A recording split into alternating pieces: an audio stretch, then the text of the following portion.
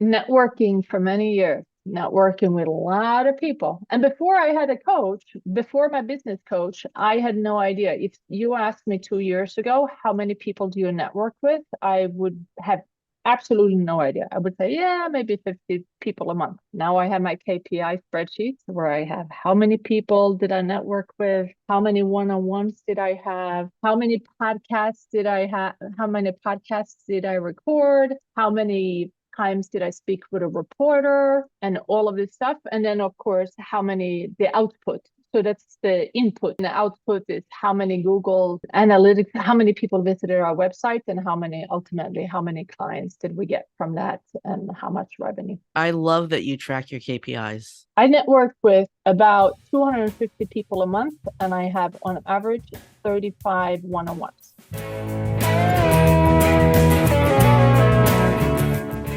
Welcome to Gratitude Geek, the relationship marketing podcast for micropreneurs building genuine, lasting relationships with clients, colleagues, and community. I'm your host, Candice Rodardi, and today I'm joined by Tina Larsson. Tina is the powerhouse behind the Folson Group, New York City's leading co-op and condo business consultancy. She is also the author of Living the High Life, How Smart Co-op and Condo Owners Protect Themselves and Their Investment. Her firm works with boards, owners, and shareholders on their environmental, social, and governance-related matters to reduce costs and increase property values. Tina holds a LEED Green Associate designation and is on a mission to make New York safer, more sustainable, and more affordable, one building at a time. Prior to this, Tina spent 2 decades as a business analyst and investment advisor in the financial services industry. She holds a BS and an MBA from Pace University. Welcome, Tina. Thank you so much, Candice, for having me. This is going to be a very interesting conversation because I really admire your narrow niche. I mean, you have a narrow niche. So before we get into that, tell us your story. How did you get to where you are today? Oh, it's a funny story because it was by accident.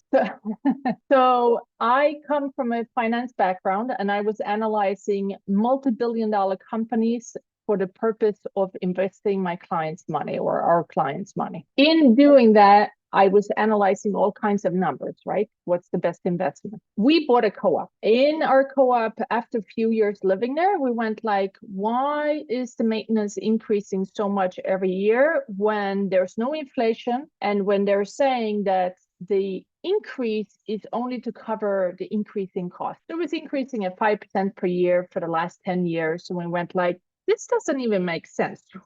What service providers always increase their fees by 10%? So we held a coup. We spoke with some of our neighbors.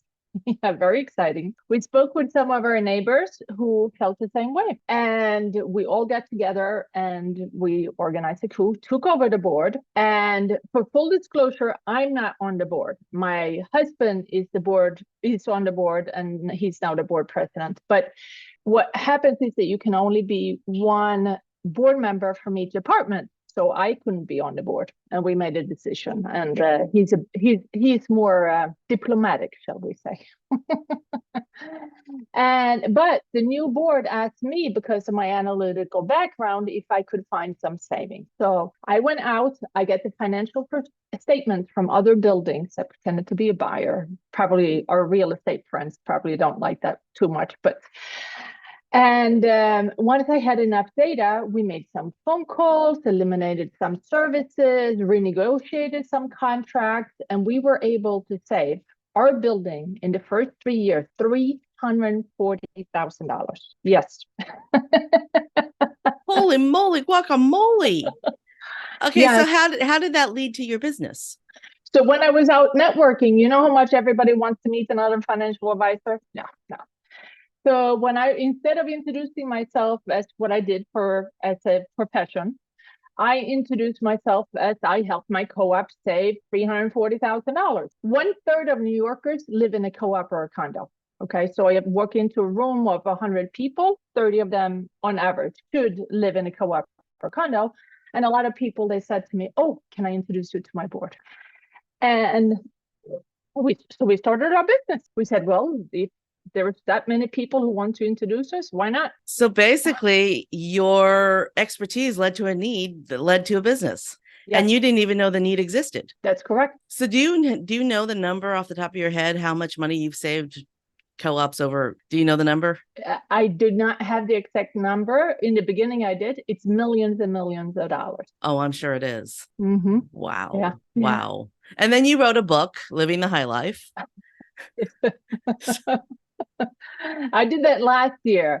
I had been kind of collecting information in my head. And so in 2020, I had been talking about hiring coaches for the longest time, and I never did anything about it. In 2019, I was close to hiring a coach. I didn't find the right coaches. And then in March of 2020, when we all had to stay at home, I went like, well, it's not like I have to be anywhere else. So I found a business coach, and the first thing that she said, you need to be more active on LinkedIn. And I said, how do I do that? And she said, find someone who knows LinkedIn. So I hired a LinkedIn coach who told me that I needed to be on video. And then that led to me hiring a speaking coach because I was terrified of being on video. And I had all of these coaches, and they all said that they wanted me to be out speaking more. And then someone said, oh, it's always better to go out speaking when you have a book. So I wrote a book.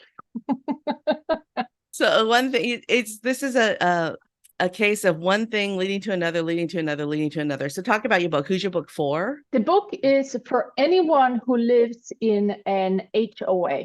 Okay. It does address a lot of New York centric issues that only happens in apartment buildings in New York, Florida, Chicago. But it also, there's a lot of tips and a lot of takeaways that can be for anyone living in an HOA. Yeah. And from my personal experience, living in an HOA can be very frustrating because some of them have too much power. But it can also be rewarding because sometimes HOAs are good. And I think it has to do with who is running it. I mean, who's on the board. So, I always believe if you don't like the way things are run, take over. Yes. Get involved. And that is what the book is about.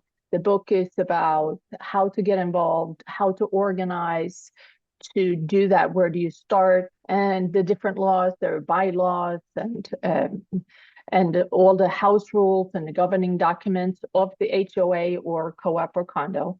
And so it's a primer on it. In my now I'm a little biased, but in my personal opinion, anyone who lives in an HOA and don't understand how it works or would like to know how it works, this is a great guide for that. Awesome. But I'm a little biased. Well, I do not live in an HOA now. Right now, I live in a downtown area. The city owns everything, and it's different. Yeah. It's different. It's a little harder to get the neighbors to clean up their yards. Yeah. I mean, we feel that people who rent in rental communities, there's less involvement. Whereas if you own, then you become pickier because it's your investment. Well, so what I have learned from living in this, I live in a community that at one time wasn't doing so hot, but has now had a resurgence and a major comeback. And I live 3 houses away from $1 million properties and 3 houses away from $100,000 properties, right? So it's a very interesting neighborhood. But what I've learned is that the landlords, the folks that have owned the property for 20 or more years, they don't understand what's happening to the neighborhood and they're not keeping up. So they're being left behind and they're leaving money on the table. I mean, to be honest, they're leaving money on the table. If they're going to continue to be slumlords, they are leaving money on the table. They could raise their rent by 4 times and have much better renters. And all they have to do is invest, a couple $25,000, $30,000 to fix up their place and keep it clean. Right. Yeah. But they're leaving money on their table because they don't understand what's happening in the neighborhood. And I'm not in a gentrified area. The area I live in has always been weird. It's always had the $1 million houses and the $100,000 houses. It's been cleaned up a lot in the last 10 years because the community's had a resurgence, that it was really depressed here and now it's had a comeback. It's got new leadership and the new leadership sees the direction that it needs to go. So, it makes me feel sad for the people who live in the houses that are not being well cared for. And it makes the neighborhood look terrible because you have everybody else, even some landlords who are rental properties understand what they have and are keeping up. And then they're the ones that just haven't, they live out of state or they live out of town and they haven't driven through the neighborhood and they don't realize what they have. Yeah. Yeah. And it's very common, and it's very common in co-ops and condos too. So it's not, and I mean, think about it. In New York City, most people live next to a building where it's not well maintained, and then they live next to, and on the other side, they have a luxury building where things are very different. So it's not, it's more common than you would think. Well, and also when you live in a community that's as old as New York City and as old as the Muskegon where I live, you have, the street that I live on, they just resurfaced it. They dug it down to the bottom and they dug up the cobblestones. I mean, they had just been layering asphalt and concrete on top of the cobblestones, but they dug down to the bottom. The original road was still there. It was deep. It was like 2 feet down there, but it's a 150-year-old road and it's still there. And they replaced our pipes that were over 100 years old. I'm telling you, this neighborhood is in a resurgence and a comeback. And it's kind of exciting, and I think that when you live in places that are old, like, I mean, New York City is 400 or 500 years old. So there may be buildings there that are a couple hundred years old that are just sitting next to houses that were built 20 years ago. So, yeah. And then you can only imagine when Con Edison has to dig up the road, or they have to repair the water pipe, main water pipe. I mean, they're completely corroded. They're so old. And Con Edison has been on my corner. I'm on a street. I'm in the middle of a huge intersection. And every time we turn around, Con Edison is out there digging up the asphalt again because they need to fix something. You think that they would? Yeah. Or Verizon. I wish that the internet company would fix the lines. Anyway, I want to talk to you about your addiction to coaching. It's not an addiction. I don't think I know anybody who has more coaches than you have. And you actually introduced me to somebody that I meet with on a regular basis, which is your native speaker coach, your language, or what does she call it? Melanie, Melanie Fox. Dialect coach. Her dialect coach. That's it. Accent reduction and dialect coach. She's amazing. And so when I moved here, I moved to New York from Sweden in 1994. And at the time, my English was school English, right? And I was surrounded by people who were who cared for me, and they helped me improve my language and and reduce my accent. But they're just, it was my boyfriend at the time, my husband now. And it was the receptionist at the company that I worked for, and my mentor, my boss. They helped me. I said to them, listen, if I say something grammatically incorrect, you need to help me. So I've been surrounded by people who have helped me, but not until I met Melanie. She helped me practice certain sounds that I was like, and that's exactly what it feels like me saying it. And so she helped me tremendously. But then in 2020, when I was on video and Alexa couldn't even figure out what I was saying, that's when I started improving even more. And this is where we left, with a little bit of an accent. But you hardly have any accent at all. And you live in New York, so it could be anything. So I remember taking third year French, and we went beyond the basics from, just learning what the words are and being able to identify them and yada, yada, yada, to actually practicing how to form the sounds with our mouth. And by the time that hour was over, our jaws would be sore because different languages require different muscles in your mouth. And sorry, Americans, we have lazy mouths. We really do. We don't pronounce our words the way that Europeans pronounce. I mean, I'm sure that you had to really soften your jawline when you were speaking English. Probably, but I didn't think of it. I mean, Melanie took care of it. Whatever Melanie told me to do, I did. Oh, I just remember after French class to start, and we would just pronounce vowels over and over again with our jaws in the right position. And or our mouths open or closed, or, I've never been able to learn Spanish because I can't roll my R's. I mean, can you imagine taking a Spanish class where you're just rolling your R's, how your mouth must feel after that? But when you speak the language natively, you're used to it, right? Yeah. Right. So, and then you have Meredith, who is your video coach, who I've interviewed on this show and I adore. And that's how you and I met. And then you have your business coach. So you have your business coach, your video coach, your dialect coach, LinkedIn. and your my LinkedIn coach. Yeah. So talk to me about how they all work together. Because a lot of people are like, oh my gosh, how can you have that many coaches? So talk to me about how they all work together to help you and support you. So they all have a very specific purpose, but they all help together, right? So the business coach is here to help us brand, market, personal brand, etc. The LinkedIn coach, I initially hired him to help us come up with a LinkedIn strategy and to be more active on LinkedIn. So I have a very defined strategy on how to operate on LinkedIn. I spend half an hour in the morning and half an hour in the late afternoon on LinkedIn every day. Well, 5 days a week, and then a little bit extra on the weekends, but 5 days a week. And that's very specific. But he too has taken a lot of coaching courses. So he took Tony Robbins and all of my coaches, they've all taken Tony Robbins and many other coaches. And some of them have done that. Have you ever heard of Landmark? Landmark, is that what it's called? No. It's like a very intense weekend where you dig into why you can't move forward. Is that the walking on the hot coals weekend? Yes, I think so. But they've all done that.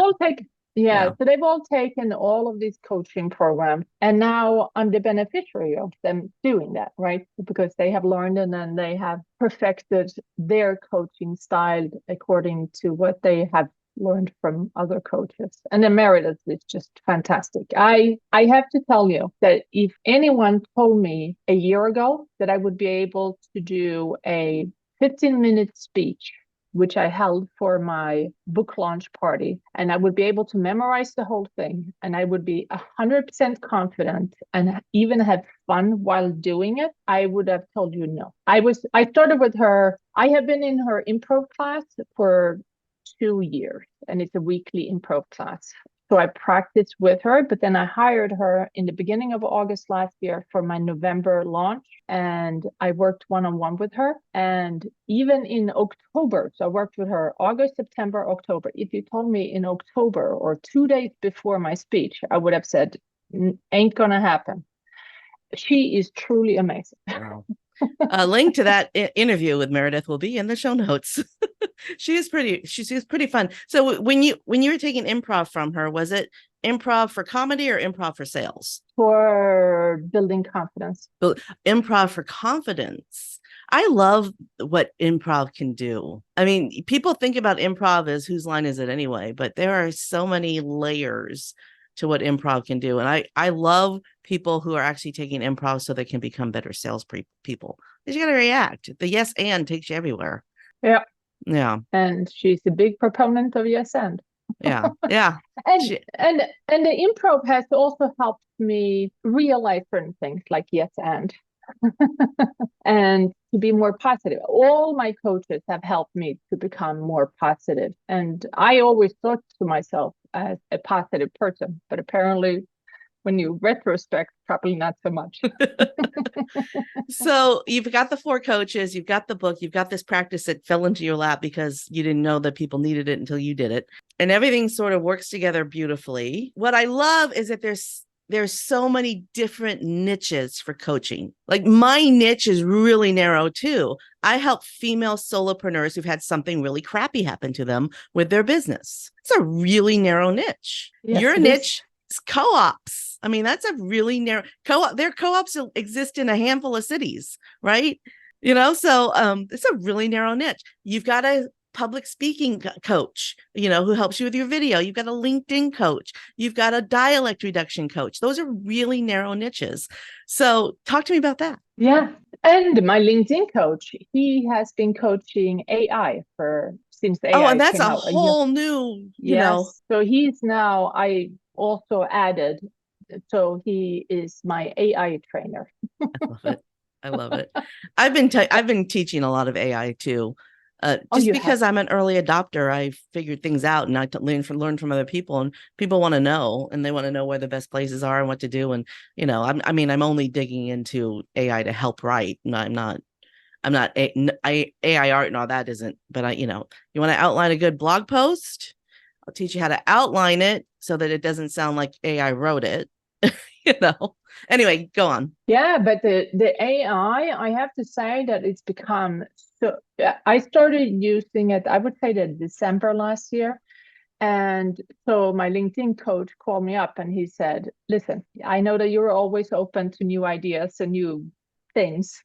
He said, I have something I have to share with you. He said, it's going to blow your mind. And he showed me, so we did it over Zoom so that he could show me how it would work. And I started using it, and we're using it actively for our business in all kinds, in writing video scripts, for everything. And I have to say, in the last month, ChatGPT has really become much better. But it's also, I think that it's also because I use ChatGPT every day. I use Bing and all of those also, but I use ChatGPT every day. And I think that because I have created so much content, it's learned my voice and it's learned what I write about. So now I don't even have to say Manhattan Co-op.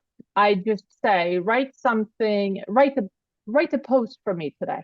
And it already knows my tone, what I talk about, my topics, what I want to do, how I want to structure it, that I want to end with a question. And it already has learned all of this. And I think that it's because I've used it so much. And you've got the paid version of ChatGPT, the version 4? No? No. You just have the free version? Mm-hmm. Really? Mm-hmm. ChatGPT hasn't learned my voice at all. Really? Yeah. But I don't know. But do you think? But you know what? A lot of that might be because I use it also to teach. And so oftentimes I'm teaching and I'll use somebody else as the example when I do my prompts. So I'll say, act like, and then I'll describe the other person. So maybe ChatGPT just doesn't know who I am. But I like Bard better. I think Bard writes better. Yes, it's very good too. And Bing is very good too. But now, do you delete? So if I show someone, and I show people all the time about ChatGPT because I think that it's so fantastic that I want to share what I've learned. Oh. But if I write, so let's say that I write a recommendation about you, Candice. Mm-hmm. So I'll go into your LinkedIn profile and I'll copy your about section and I'll put it in there and I'll say, write a recommendation for Candice based on my experience working with her. So it will write that for me and then I'll revise it however I want to revise it. And then I delete that. Because it's about me and not you. Smart. And I don't think I'm doing that. I think I'm saving everything. Yeah, so no, I delete when it's for everyone else. I'll be happy to use it and write it and show and tell, but I always delete those. There's a prompting there for me to update my LinkedIn bio because I haven't updated it in a while and I know it's not accurate or up to date. But I learned recently that as much as I didn't want it to be the platform where I hang out and where I find clients, that Facebook is my platform. That's since I went back to Facebook, I've added 3 clients and I have a free class that I teach on the first Thursday of the month. And I've got 6 new people registered for that have never registered for an event before. So Facebook is where I need to be. I mean, and you need to learn as a marketer, you do need to learn where your audience is. And I resisted my audience being on Facebook for so long because I just didn't like the platform. But that's where they are. So I have to get over it and get better at filtering out the people's posts that I don't want to see. And, nobody knows when you unfriend them. So unfriend, as necessary so that you're only seeing posts from people that you want to see the post from. And I also discovered a plugin, and I think it's called Newsfeed Eradicator. It's a Chrome extension So the feed, when I go to Facebook now, I don't see the feed unless I turn off the eradicator. So I can turn on the feed for 10 or 15 minutes so I can read it. And then when I come back to Facebook later to post a reel or whatever, or upload something, I'm not going to be sucked into the feed. Because a lot of it was that my heart was breaking because of people's posts about stuff that just was so contrary to my belief system, and I was like, oh my God, I can't believe these people that I know and like are such heathens, right? But I also think that people put stuff on social media that they might not say in real life, right? I know It's crazy. interesting. It's crazy. Interesting. But I feel that it's less so on LinkedIn, and I think that that's because they're thought of as the professional side. So if they say something, so let's say something political or religious, they might say something like that on Facebook, whereas probably not on LinkedIn. Yeah. So I feel that LinkedIn is cleaner. Yeah. Because, it's also a different people hang out on LinkedIn than hang out on Facebook, it's completely different people who hang out on Instagram. Even though Facebook and Instagram are owned by the same folks, Instagram is way different than Facebook, and Threads is way different than Instagram and Facebook, right? And they're all owned by Meta, but my husband likes Threads and I can't stand it, right? I don't like Threads at all. I was on there for like 3 days. And I'm like, I'm done with this. I'm not doing this anymore, But what I did was that I created a profile and I said, I'm more active on LinkedIn. Check me out here. Perfect. So Perfect. I did create an account, but I'm not very active. And then I'm just directing them to LinkedIn. That's smart. That's super smart. Tell people where to find you in the place that you want to be found. Yeah. Yeah. And I use that link tree or whatever it's called, where they can find me everywhere. Yeah. That's perfect. That's perfect. Okay. So you were going to mention something else about coaching and we went down a well. So what was the other thing you're going to mention? Yeah, no, I think that all the coaches, they all have the same, even if they have very specific niches that they work in, they all have the same goal, right? And that's to make me and my business excel. And that's your goal. Their goal should be your my goal. Mm-hmm. That is. And what I love about working with different coaches is that you learn from their style and you learn what works, what may have worked well for you with them. And then you can take those ideas and those styles and use them with your clients. You're coaching condo associations. You're not coaching an individual person. You're speaking in front of groups. Tell me what you do on a day-to-day basis. I have an assumption of what I think you do, but let's hear from you. So number one, we're not coaches per se. We're not, I don't have a coach. Yes, we're consultants. So I don't have a coach certificate or anything. Most coaches don't. Okay. I didn't realize that. But we do very much coach stuff that we actually implement. So what we do on an everyday basis is that number one, we look to reduce their expenses. So we analyze their financial statements and all of their service contracts. And then whenever the service contracts are up for renewal, we renegotiate them. We bring in alternative vendors and bring down the cost of each service contract. Wow. And the same for all of their projects. So they need a new roof, or they have a leak, or they need a new elevator, and they need to inspect their facades. We reduce how much they pay for all of those upgrades. And right now there's local law 97 in New York City. It's the law where New York City is trying to become, their goal is to become carbon neutral by 2050. So right now we're working very actively on a lot of energy upgrades to reduce the carbon. So those are that's one of the day-to-day aspects of what we do. Another aspect is that 9 out of 10 times when we speak with a new board, they tell us that they are not as supported as they would like by their property manager. So we have a property management change service where we will do the entire RFP. We'll have a discovery call with them and say, what is it that you hate about your current situation? And what is that you absolutely need in your next property management firm? And then it's kind of like love it. Have you ever seen HGTV, Love It or List It? No, no, but it's like that process. It's Okay. the same process. And then we will create an RFP based on their needs, and we will send it out depending on their size, their location, their needs. We will send this RFP out to some property management firms that we think are good fit for them.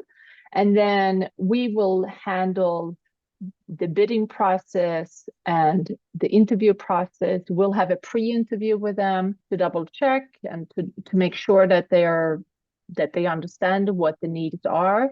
And then we'll schedule and hold the interviews on Zoom with the board, and then we'll help them make a decision, because very often they still have a hard time making a decision. That's a huge, huge value. Mm-hmm. So this, to me, sounds like you have a huge network. We do.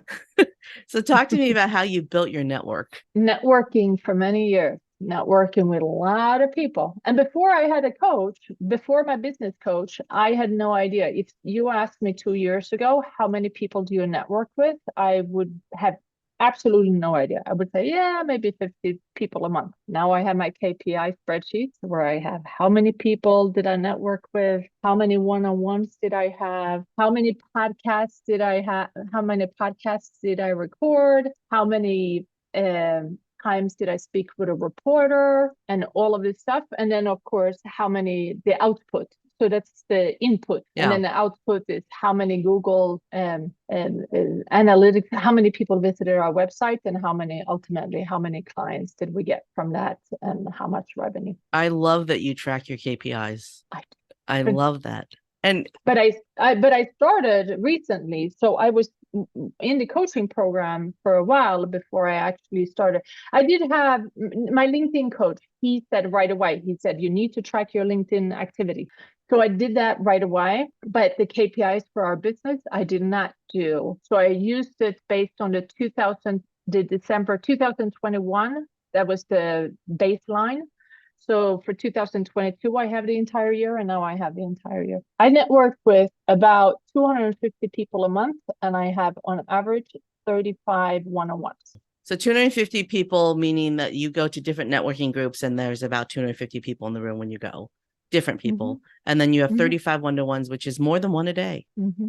Wow. Yeah. I average 2 one-to-ones a week, and I'm exhausted. So you must be.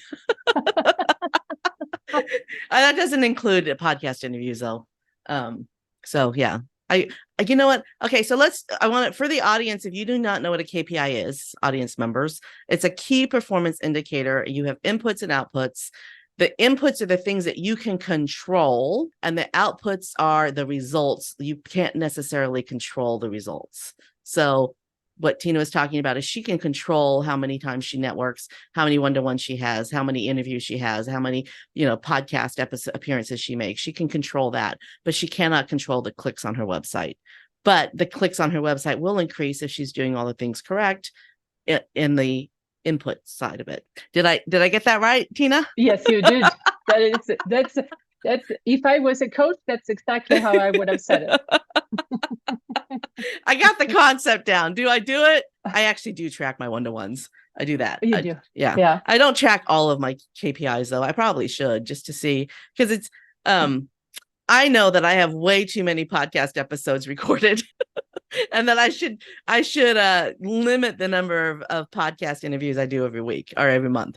But I didn't, and I have way too many in the queue right now.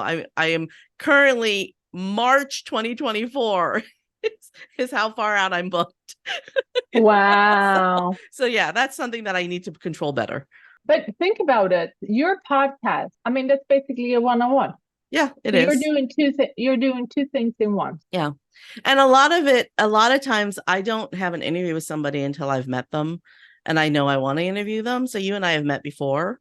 Yeah. And we've, now we have mutual friends because we've introduced each other to people.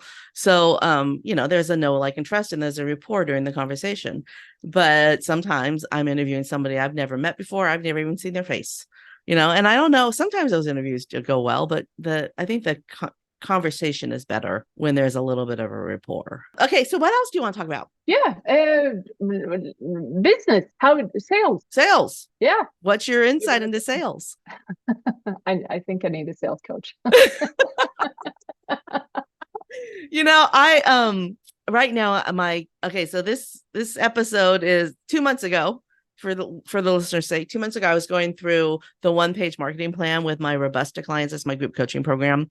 And so the one-page marketing plan was written by Alan Dibb. It's one of my favorite marketing books. It's probably my favorite marketing book. So, and it literally it's 9 steps for the sales process. And so I'm just going through each of the steps with the Robusta group. Every week we focus on another step. And something that I had forgotten about was how a lot of us give people too many choices. So if you want to sell more, reduce the number of choices, which is why it's so important to niche, right? Your niche is that you are a co-op and condo consultant. You work with co-ops and condo associations, right? Yeah. Really narrow niche. And you can even narrow that down even more, right? Condo associations that have 300 or more units, or, you can really narrow that down. And so when somebody starts a business and they want to be the hair supplier for everybody, they're not going to do as well as if they figured out, okay, I want to be the hair supplier for bald people. I know that sounds silly, but I want to provide products for bald people, right? That business is going to do better because they've narrowed their product offering real small. And there was actually a study, and I wish I could quote it, but it will be in the show notes because I did find it. But there was a study done at a farmer's market. A jam vendor put out 24 flavors, sampled all the flavors. On average, people passing by sampled 2 flavors. And then the next week they put out 6 flavors and they sampled all the flavors. And on average, the people sampled 2 flavors. Do you want to know when they sold more jam? By 10 times. They sold 10 times more jam. 10 times more jars of jam were sold when they only had 6 flavors available. That's amazing. 10 times. And I went to a Vistage. Have you ever been to a Vistage group? I went to a Vistage group recently. It's a CEO peer group. It's not networking. It's really a peer group where you learn from other people in the same. So Vistage is the name of the organization? VISTAGE? Yes. Okay. And I was invited to one of those, and there was a guy he's not a salesperson, but he understands. He has a coaching business, but he has done market research. And that's actually my business coach. He comes from a market research and advertising background, which has been really helpful. But what he said was, and he had some kind of studies, and I don't know the exact statistics. He said, if you give them one option, so if you send an agreement and you give them one option, this is their proposal, you have one option, then they're picking between your option and some other firm's option. He said, if instead you have 3 different options, then they're choosing between your 3 and they don't care about the other one. And I was like, that is so fascinating. That I agree with that as well. My husband is a proponent of always get 3 quotes. So when we need the roof fixed or, yard work done or whatever, he always says get 3 quotes. But so 3 is a magic number. So if you provide a proposal for somebody and say, here are your 3 options, and 3 is a magical number. Like I always tell people when they're doing their 10-minute B&I presentation to do 3 points, 3 reasons why you need to be a B&I member. I have an upcoming B&I presentation. It's 3 ways to overcome stress as a solopreneur, right? So just 3 is a magic number because it's 10 minutes. You can talk about each point for a couple minutes and then you have your intro and your outro, right? So 3 is a really magic number. And I love this idea of, okay, here's option 1, option 2, option 3, because then they don't need to look at the other options. No. The other thing about when you do a proposal is to make sure that you give all the information that they need to make the decision. There is a painter that I met once, and he will itemize exactly everything that he will do, from cleanup lay down we're going to lay down plastic so that we don't step on your stuff. After we're done, we're going to clean up everything and make sure everything is removed from the premises. He puts all that on the contract, as opposed to single line item, paint your house, $5,000. And then he itemizes everything so that you know exactly what to expect. And so that's why he wins contracts too, because people know what to expect from him. But at the same time, so when it comes to construction, sometimes I feel that, so we were just renegotiating for one of our clients, 3 lighting upgrades.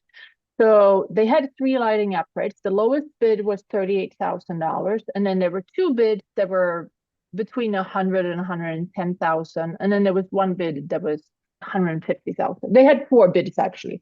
So the 150 they discarded and they said, we're not doing that one. But to make a decision between 38 and 100, around 100, that's a huge decision. So you really have to take a look at that. And it turned out that the 2 firms that had approximately 100,000 on their proposal, they had just like your proposal, your painter was talking about, they had everything lined up, everything, all the details were there. Whereas the 38,000, it was very simple. This is what it is, and here it's $38,000, and very few detail.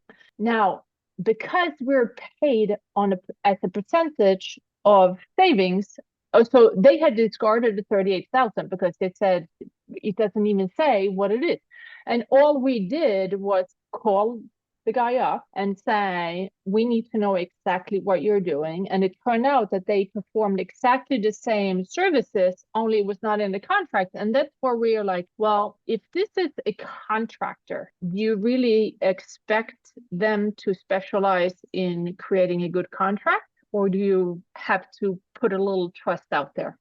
So we confirmed that he actually was going to perform all the fancy stuff that was listed on the higher bidder, but because he confirmed it with us verbally, we now can go to our clients and say, we recommend that you take the $38,000 quote because it's a good quote and it's the same promise, only they're not as good at writing contracts or proposals. So maybe the $38,000 bidder in the future understands how important it is to itemize on his contracts, or at least add some language that says includes installation, cleanup, yada, yada, yada. Because that is the most important thing. When you have a contractor coming to your home, you want to know that your house is going to look the way it did when they leave, that it's going to look the way it did when they got there, right? That they're not going to leave their trash. You want to know that. And if it doesn't itemize it on the contract, and you had to call and ask. So how many people actually are going to do that? So I'm not saying to itemize it down to the nitty gritty, but if you really are going to, But we very often see that because they're contractors. I mean, they didn't take a coaching class in how to write a better proposal. That's true. That's true. But a little feedback, maybe, the next time they'll know better. I've learned with, in our previous business where we made custom furniture, I learned to outline every detail, every single minuscule detail needed to be on that because it was a custom piece of furniture. And so to counteract getting the phone call that this isn't the color I ordered. Well, first of all, they got color samples so that they got the color that they ordered, but I just itemized everything so that they knew exactly what they were going to get. And also the shop knew what they were building, right? Because, at one point we had 6 people working for us. So everybody in the process needed to see the same piece of paper that said exactly what they were making, right? Because it went through a process. So, itemization is great. But I do understand that not everybody can do it. And just because it doesn't say it on the contract doesn't mean it's not going to happen. Yeah. And I mean, if the board says that we need that in the contract, we'll send them and say, you need to add this, this, and this. And then it's very easy for them to copy and paste and just add it to win the contract. Will they use that the next time around? Yeah. That's the difference. I mean, they are contractors. I mean, we were a friend of mine is replacing his roof on his house. So we don't work with that. And he's a friend. So I helped him. And he had 2 bids that were 80,000 and 1 bid that was 20,000. And the $20,000 bid, it was handwritten and taken a picture of the handwritten proposal, and it was much lower. And I told him the only thing that I would be concerned about was ask him what his warranty is, because that was the only thing that really matters. I mean, it's a single family home, so it's not as important as presenting it to a board. But at the same time, the only thing that I saw could be the discrepancy was the warranty. And he said, nope, he says that. So he called him up and they provide warranty. So we just hope, as a business coach, I hope that you take feedback from your potential clients and the clients that book you, and you think about that in the future. Yes. Yeah. Oh, wow. Oh my gosh, Tina, we need to wrap up. So I probably know the answer to this question, but what is your favorite marketing tool, tip, or technique? My favorite marketing tool. Tip or technique. I'm a lazy American. I slur my words. No, you did not. My favorite marketing tool is networking. Yeah. I mean, I really wish that I had learned networking in school. You do it very well. Thank you. I wish that I got it earlier, and I didn't. And when I started networking, I would say 12, 13 years ago, I had a pit in my stomach. I saw it as I walk into a room full of strangers and I have to talk to these people. And and then a couple of years into it, I went like, I can't do this anymore unless I change something. And someone said, oh, see it as you're walking into a room full of future friends. And I'm like, I can do that. Yeah. Yeah. But do you do a lot of in-person, face-to-face networking? See, I haven't done that since the pandemic. I went completely virtual, and I'm at that point right now where I'm thinking, maybe I should start in-person networking again. And I'm like, and then I got COVID recently. I'm like, okay, maybe not. Yeah. You know, I am an extroverted introvert. I think we all are, aren't we all? A little bit. And I've gotten very comfortable with virtual networking. Yeah, no, I meet in person, and I have met in person since I started networking in person in June of 2020. Yeah. And I actually switched groups. So I used to belong to, just like you, I used to belong to a BNI group, and I was there for 7 years, and it was fantastic. It was a very large group. I think we were close to 90 at the time before the pandemic. But they are 100% virtual. And in 2020, I found a networking group, and that was not the reason I switched. The reason I switched is because this particular group is very heavy in construction. So it's a local group. We meet in person, and they have a lot of contractors, which is very good for me, not for me to receive business, but for me to use for our clients' service, for our clients' needs. So I switched group, and we have been meeting in person since 2021. That's really important. You have to network with the people that will serve your audience. And if you are not meeting with the people who will serve your audience, then you need to find them. So I am a huge fan of BNI because it offers a lot of different venues. Since it went virtual, it offers a lot of different opportunities like speed networking and yada, yada, yada.